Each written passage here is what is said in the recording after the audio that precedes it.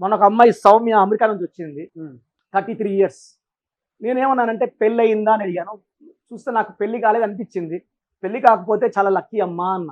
ఎక్కడ ఉంటారంటే California, America అన్నారు. పెళ్లి కాకపోతే లక్కీ అంటే లవ్ చేసి చేసుకున్నాను అని.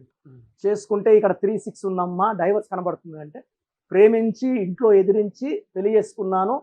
పెళ్ళైన 2 రోజుల నుంచే మాకు మిస్అండర్స్టాండింగ్స్, 4 monthsలోనే వేరు వేరు అయిపోయినాము.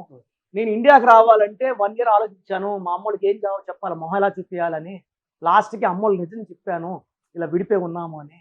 సో ఇంత ఎలా జరిగింది సార్ నాకు, మీరు ఎలా చెప్తున్నారు డైవర్స్ అని అంటే, ఎస్ అంటే 3 అమ్మ, సౌమ్యాలో 6 అక్షరాలు ఉన్నాయి.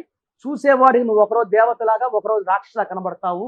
ఈ 6, 3 ఒక పేరులో ఉంటే ధ్వంసము, రిలేషన్, హెల్త్ అన్నీ పాడవుతాయి. సో నేను అమ్మాయి పేరులో ఒక లెటర్ మార్చాను. ఇప్పుడు ఇది జరిగి ఒక 2 months అయింది. వాళ్ళ అమ్మోళ్ళు సంబంధాలు పంపిస్తున్నారు. అమ్మాయి విడిపోయి కూడా 1.5 year అయింది. So she's right to do what their parents are telling.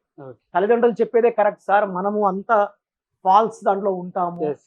So ఎప్పుడైతే అమ్మాయిల పేరు ఎస్ ఉండి 6 అక్షరం సార్, నేను ఎంతో మంది రీసెంట్ గా ఒక 3 months బ్యాక్ కామారెడ్డిలో శ్వేత అని ఎస్ అయ్యి లారీ గుర్తు చనిపోయింది.